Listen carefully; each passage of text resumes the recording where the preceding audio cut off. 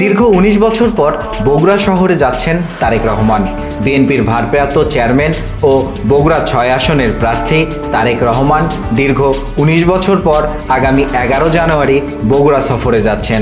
ঢাকার বাইরে এটি তার প্রথম সফর হতে যাচ্ছে। এখান থেকে তিনি রংপুরে যাবেন। তার আগমনকে ঘিরে বিএনপির নেতাকর্মী ও সমর্থকদের মাঝে সাজ সাজ রব দেখা দিয়েছে।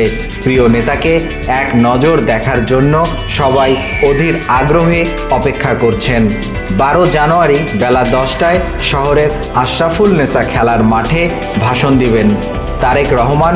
সর্বশেষ ২০০৬ সালের ২৪ ডিসেম্বর বগুড়ায় গিয়েছিলেন। দীর্ঘ ১৯ বছর ১৮ দিন পর আগামী ১১ জানুয়ারি তিনি আবার বগুড়ার মাটিতে পা রাখবেন।